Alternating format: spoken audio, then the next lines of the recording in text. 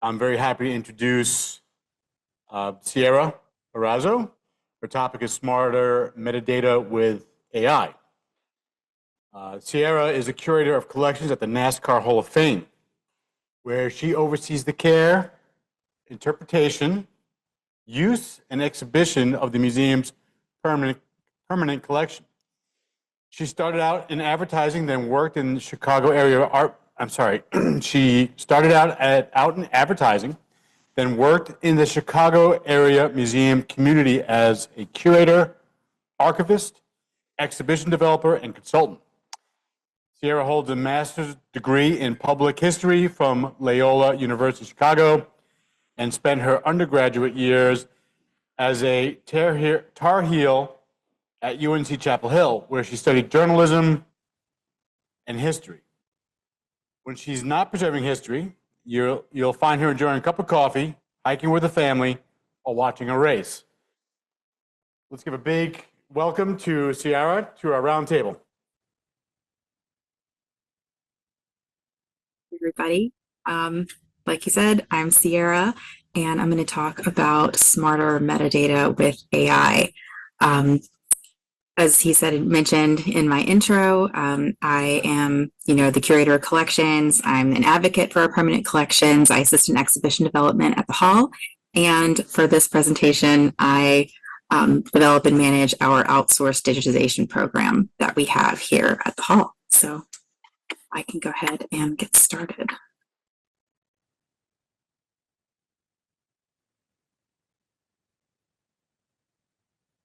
So the main topic of why I'm here today, how can AI help museums catalog image collections? There are so many possibilities: alt text, full captioning, facial recognition. You could say an overwhelming number of possibilities. We found that AI is an extremely useful tool for collections when it's targeted in a specific way and used as a tool that makes sense for your project and your organization.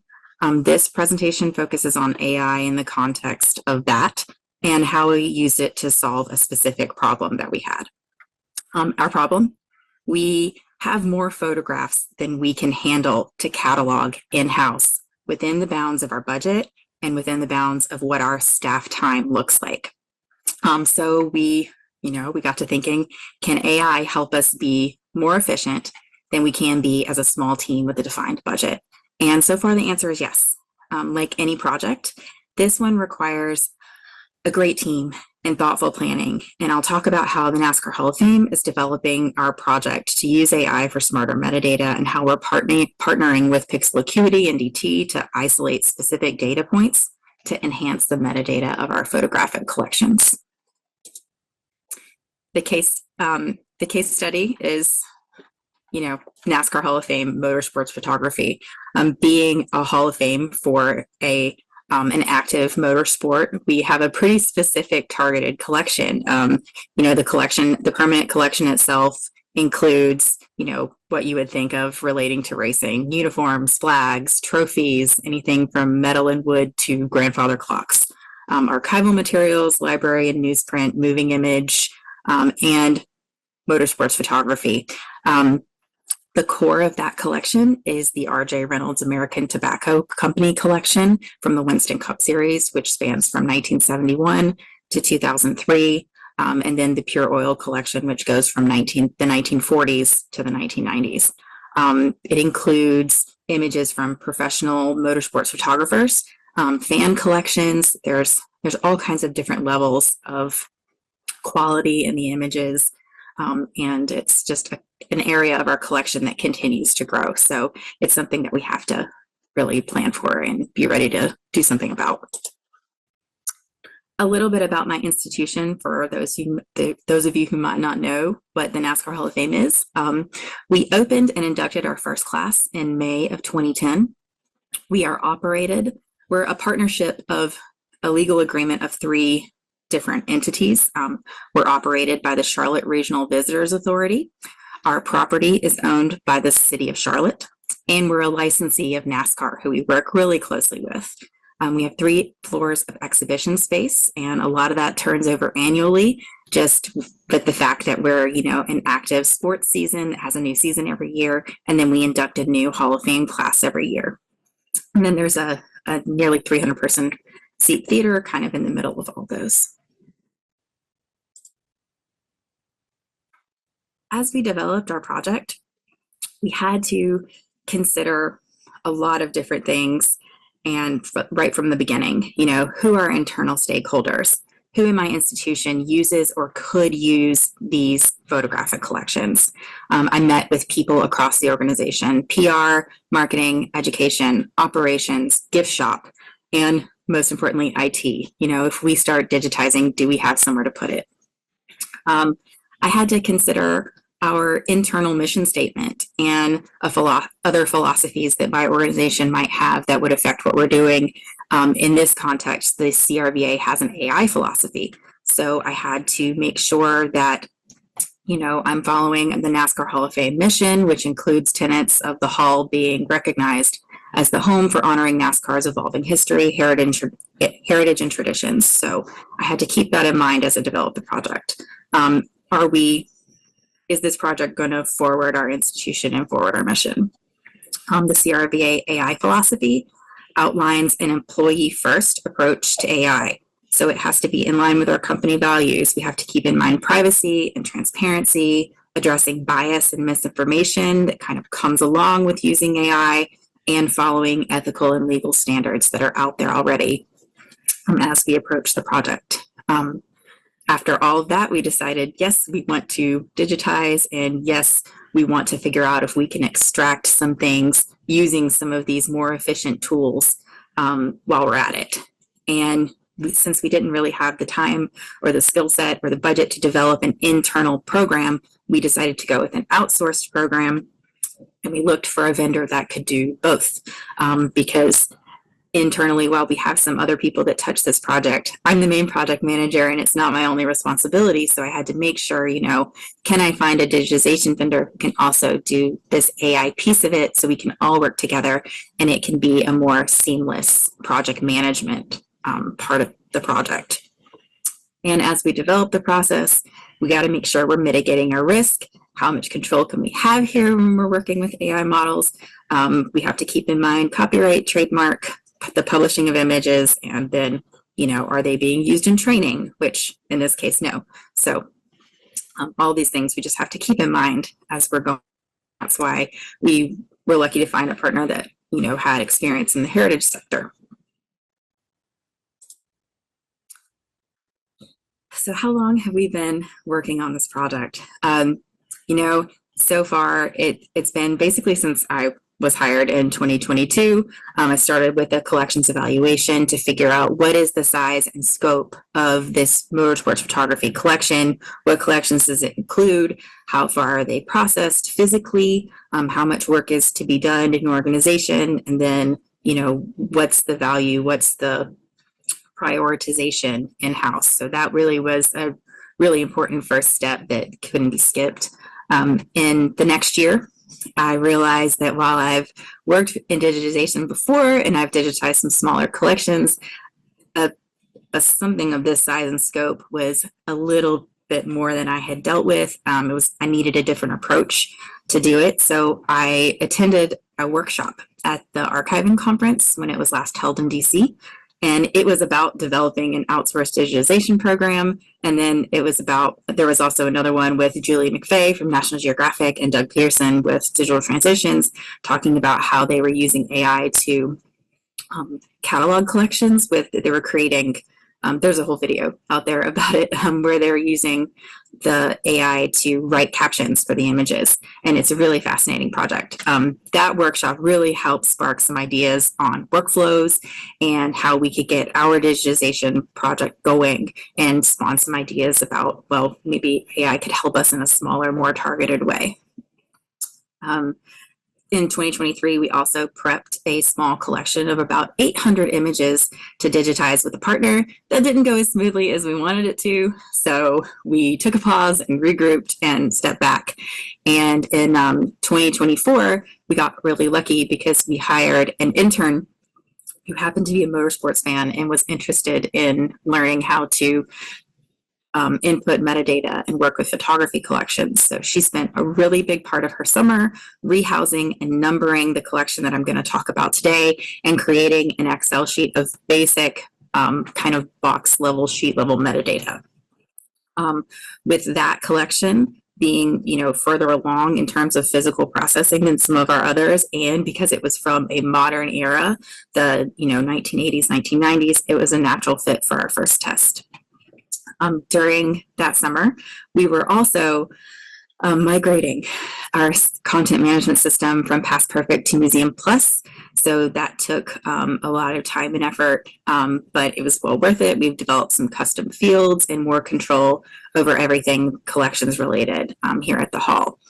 So after we did that custom, you know, kind of database build, we've then in this year created a custom import so we could import directly into those fields. And that field development was really important and was informed by all those meetings that we had back in 2023 with the different people across our department. And then we did our vendor search, did some more testing, and started the project. Here's just an example of our instance in MuseumPlus. You can see some of the way it's laid out. It has a bunch of different areas, and there's some that you can't see here, but car numbers, car models, series race, those things will become more important as you see through here. So the collection that is our project and our main case study is the Jimmy Cribb Motorsports Collection. The bolt dates are from 1987 to 2005. It circles around a number of different tracks that this person visited in these cities in Atlanta, Talladega, Daytona, and then Charlotte and Rockingham, which are both in North Carolina. And the bulk are also from NASCAR's top two series. So the NASCAR Cup Series and the NASCAR Busch Series. But there's some stuff in there from other racing series too, which are great because some NASCAR drivers participate in other areas, especially that International Race of Champions pulled a lot of NASCAR drivers into it. So it was a great collection to start with. It was a reasonable size. It's about maybe 14,000 images. So it was something that we could split into two parts as kind of an evaluation process to see, okay, we didn't have a great luck with our first vendor that we chose. Now that we chose our second vendor, let's split this in half. Let's see what we can do within the budget that we have this year and see how this is going to go. And it's gone great so far. This is the reason this collection is so great and was such a great first project for us is because the professional photographer, his wife Patty, donated this collection to us after he passed. Jimmy Cribb was the well-respected team photographer for the NFL's Atlanta Falcons for 39 years. And so lucky for us, he was also a motorsports fan. So he shot at NASCAR and other motorsports events. And that's how we ended up with this really great collection. The next step we kind of took as we thought about, okay, what are the types of metadata that we want before we even started thinking about using AI as a tool? What does this collection have? What is interesting about it? And the content categories of the collection roughly fall into these four areas: pit road, cars on track, people, and pictures of the garage and the infield. And those categories are pretty much what we find across all of our collections. There's some variety. There's some other things that maybe are specific to other collections, but for this collection and more broadly, those four are really kind of the top categories that we're looking at. And that's, again, since our collection is so specific to motorsports, we're able to target those areas. And so what data do we want? How can AI help us with this metadata development? For most of our collections, we have reliable data on where and when a photo is from. So it was the 1992 Winston 500 or something like that. And then we'll know what speedway that was from because the photographers will have included that information when they donated the collections, and they'll come in sets of negatives and things like that. But there are other data points that can really help us when we're searching for an image for use in an exhibit, for a media request, for an education project. Again, this is where those talks with those stakeholders were key, because it helped us figure out what data was important, not just to exhibitions, but to other people too. We selected a few important fields that stood out. So people, facial recognition. For example, here we've got AJ Foyt and Harry Gant, who's in our current class of 2026. Car, make, and model. In this image, you've got a Ford Thunderbird and an Oldsmobile Olds.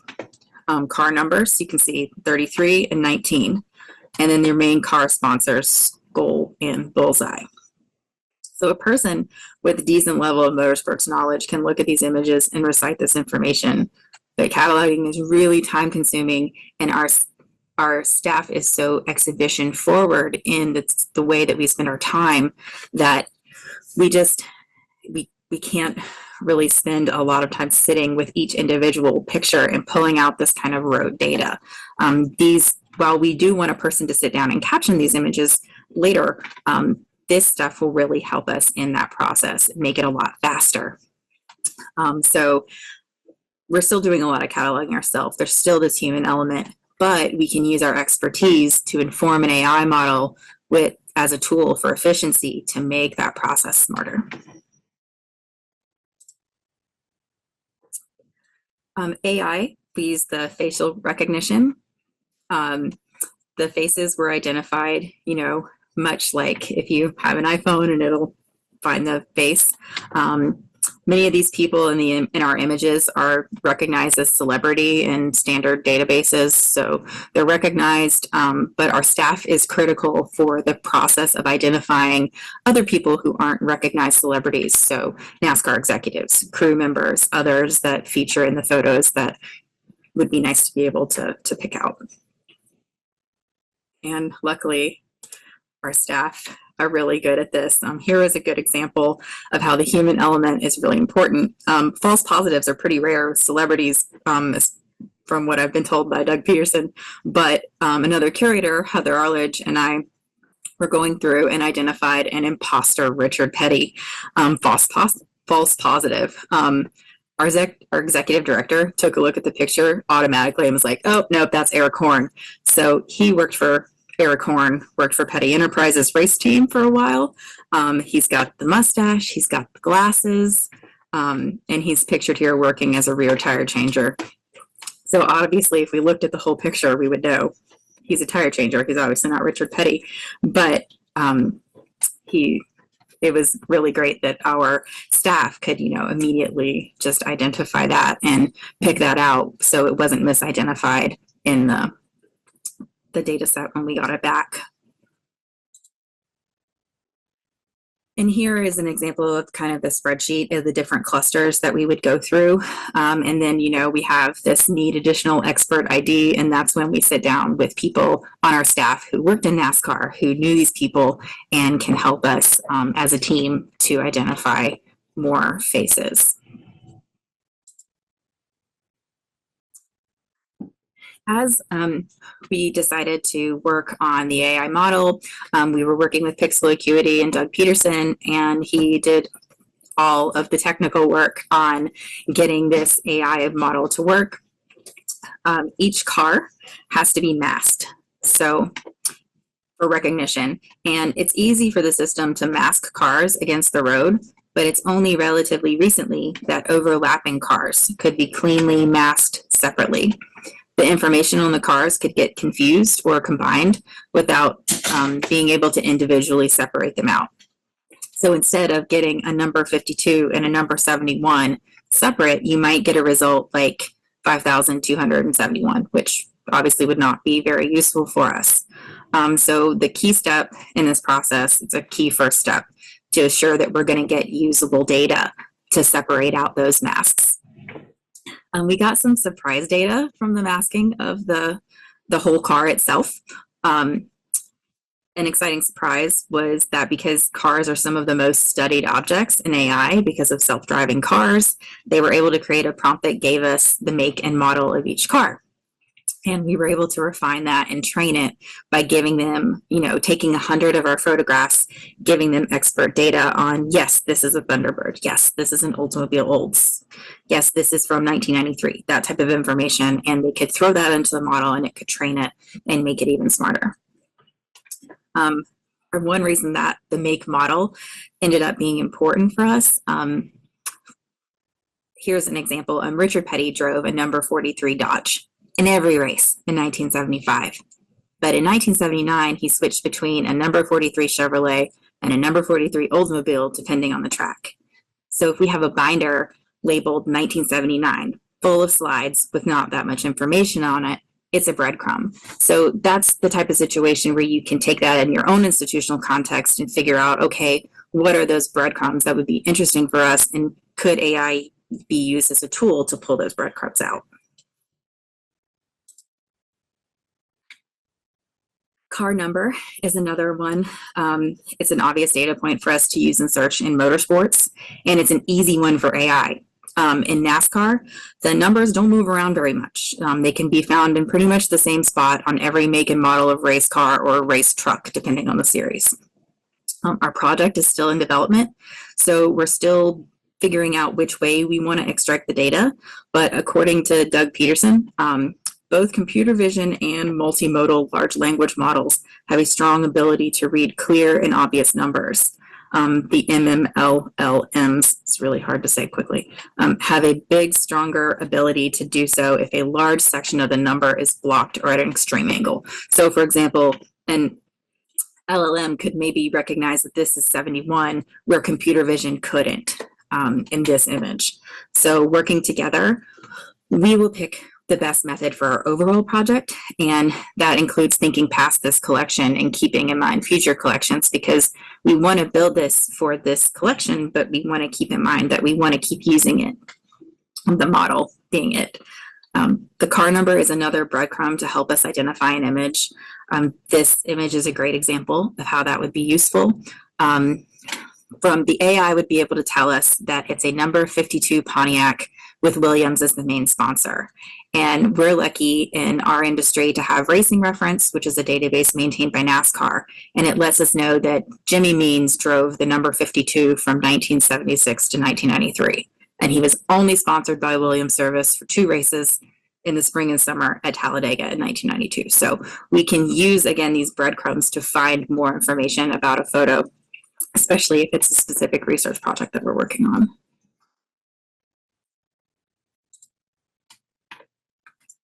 So car secondary sponsors. This is one where a traditional computer vision approach would be better to use. The MMLLM only accepts low res files as inputs, so small text wouldn't be easily legible to them. So if you had something that had a lot of really small text, there would be a computer vision approach to that. If we were to pursue this, they would use the OCR and logo detection and filter through a much larger database of plausible sponsors, clustering unknown results that are similar to each other and helping us add to that database. However, all of those small little sponsors, it turns out there's a lot of overlap in those sponsors across cars. So using the King, Richard Petty as another example, there were small STP stickers on most cars in the 1970s. But if our staff is searching STP, they are looking for Richard Petty. So the secondary sponsor data we thought we wanted and we thought would be really useful for our search would overwhelm our data set and make it a little bit hard to find the things that we were needing. So we've decided not to pursue this one because it's too much data, but it's really cool that it can do it. What we did decide to go to was the car main sponsor, because it can help target specific races and it's in a similar place on all the race cars. Your main sponsor is going to be on your hood or on the rear side panel, maybe both. So it's like in this example, the number 33 Skull Bandit is synonymous with driver Harry Gant, but that combination, Harry Gant and Skull and the 33 have been on a Chevy, a Buick, and a Pontiac, and in this example, an Oldsmobile. So it can help us target specific things, especially if for some reason this image had been separated from the negatives and, you know, it's just a car on a track. It could be anywhere. So technically, this AI solution can work two ways. And it'll depend, again, as a project team, what we decide to go with. So technically speaking, if the broader project takes a traditional computer vision approach, we'll be OCRing and then logo matching text against a list of known sponsors, possibly filtered by some ranges of years and races and race, like the race title. So the 1992 Winston 500, if it's detected. If we take the other approach, which is using the large language models, then Pixel Acuity, not us, will be injecting prompts with historical context, like, you know, taking the metadata that we gave them, the known date range, car numbers, race dates, and asking how confidently it can match the car to one on the list and why. So there's two kind of different approaches. And since this project is ongoing, we haven't quite decided which one we're going to go with, which brings us to our next steps. We're going to be picking an approach for extracting the data based on results. We're going to be testing this model on other collections and finishing this collection out to see how good it does with the rest of it. And then once we get all of that information, I know a couple of different presentations have talked about how usually you do cataloging and then input. For us, we are actually doing a metadata sheet. So our workflow is we'll create a metadata sheet in Excel. And then we're going to get this data pulled from using the AI, put that onto that sheet, and then we'll import that using our importer into our database and then connect it to the digitized image. Just because it works best with our system, and that's why we decided to go with that workflow.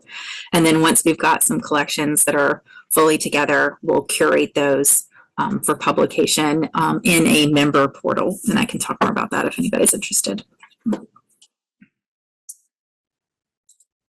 So that's my main presentation. Thank you guys for listening to me ramble for 30 minutes, and I will be happy to answer any questions. Siera, that was just great. Great presentation. Really, really interesting. Obviously, I find it fascinating and inspiring that all sorts of collections get to use AI to kind of help speed up cataloging and find image searches. It's really, really cool stuff. So we do have a couple questions right away. So let's see here.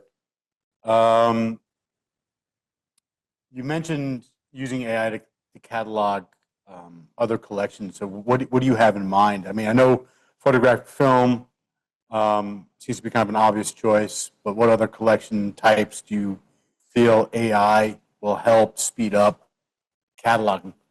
And why do you pick those collections? Yeah, right now we are laser focused on still image because that is what our institution uses the most. So that's what marketing is using. That's what education is asking for. And we just have such depth in those collections that that is our laser focus at the moment. Now, in the future, would I love to use AI or OCR or whatever to, you know, pull out old motorsports newspapers? Selfishly, yes, that would make my research much, much easier. But for now, we're really focused on still image. And depending on how far we end up getting with moving image, we don't have a ton of moving image, and some of what we have does overlap with what NASCAR Archives has. So we have to, there's a lot of work that has to be done before we can get to the point of even digitization with some of that stuff. So we're a little further along with our still image collection, and that's what we're most excited about at this point. To that response, do you coordinate with the NASCAR Archives, or you're a separate entity altogether? It's actually, so video and film with, there's there's NASCAR Productions and NASCAR Studios. NASCAR Studios, I believe, is the part of it that has all of the NASCAR footage. And we have a lot in the RJ Reynolds collection as well. We have a lot of like production level beta and things like that, from banquets and random cup events and things like that. But no, we work with them. We have an agreement that we work. They produce a number of films for us over the course of a year, including the videos for induction and a lot of the videos that we use throughout the hall. Yep. Awesome. Thank you. Our next question is, do you see this quote unquote breadcrumb type metadata generated by AI being useful with modern born digital imagery? I don't see why not. I mean, I could see it useful for any still imagery, to be honest. I mean, digitization doesn't even have to be a portion of this. If it's already born digital, I mean, you've lost a step, and that's a huge budget that you don't have to do. I mean, you're mainly just making sure that you're not, your quality assurance at that point. You're just making sure that your born digital images aren't degrading or corrupting. So, yeah, I don't see why not. I mean, as we keep moving forward, a lot of the images that we get are going to be digital. Collections are going to be digital. People aren't using film cameras to capture motorsports imagery anymore. They're using really high tech, high capture digital. Not to sound glib, but it sounds like a no-brainer. Takes one step out of the process, right? Absolutely. We have another question from Julie McVeigh from the Nat Geo Society. Have you thought about how to inform various users about AI use in collections? For example, collection statement, informing users about the org's AI policy, and so on and so forth. Yeah, it's something that when we're ready to publish these collections whether that be in a membership portal or however else, there will be some type of notification, and that's very much part of the CRVA AI philosophy that we have in-house, where it's transparent, where anytime we're using AI, something like that, we want to make sure that, we're being transparent with our visitors, with our members, with our guests, that we extracted these points of data are what we extracted and these points of data are what we did not. So there would definitely be some type of,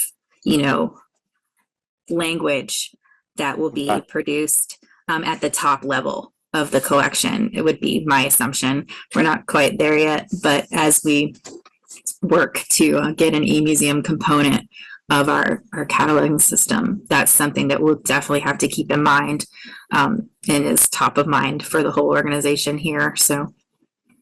Gotcha. So I imagine that would mean that as part of your administrative metadata, the organization that did the scanning and maybe used AI to pull out information will be captured somewhere, and whether or not you push it out to the public sphere is, I guess, an internal policy. How you handle that? We have a number of fields within our content management system that are for different levels of credit line, and it could even be that we build it in as either, like a note field or something that goes along with each individual entry. One of the first things, I talked about as an intro was about, this is a very laborious process, right, to process collections. You have to know quite a bit about collections management and archiving and cataloging and digitization and so on and so forth. And I imagine, aside from the people who want images from your archives, it's fairly expensive to kind of actually process this material. So do you feel that, it sounds like kind of an obvious lead-in question, but do you have a sense of how much money you save by using some tools like AI or machine learning to supplement a cataloger or an archivist to do the work, and then you can spend more time on, subject matter specialties and things of that nature? Or have you kind of figured out what the cost balance is or the value proposition for doing this kind of work? And like an individual, readout of the entire thing. But I know that paying the upfront fee to do this work rather than an ongoing fee for just the sheer amount of time that it would take to catalog like 400,000 images. Yeah. It seemed kind of simple, especially for the size team. And, you know, when you're a quasi-governmental institution, it can be hard. It can be a hard ask to add staff, where this ask is a little bit more approachable. Yep, that makes sense. We have a question from Jennifer Sullivan. We talked earlier from the Utah archives. They talked about hallucinations when they're processing collections before, you know, I guess doing all the data entry for it. Have you seen any hallucinations as discussed earlier? Aside from the Richard Petty kind of looked like a little bit, or is there any other stuff going on? No, I mean, not so far. And honestly, we haven't received a whole lot of data back. We haven't got the whole set of car numbers. We haven't got the whole set of make models. Okay. So I don't have an answer for that yet, other than Foster Richard. Okay. Yeah, so that's really all the questions that we have for the moment. Again, this was a great presentation, and really, I found it really, really fascinating about how to implement modern tools for dealing with large collections. Just out of curiosity, how many pieces of film do you have in your collection? What kind? Like slide film or, you know, strip film. You can say frames of imagery. Is it like in the millions, or it's a huge? I don't know, honestly. Yeah. We're still evaluating. I would say, you know, still image wise, it is estimated anywhere between, you know, 300,000 and 500,000. We'll find out. Yep. There. Well, thank you a bunch. It was a great presentation. Let's give a big round of applause. Really, really interesting stuff. Thanks. Thank you.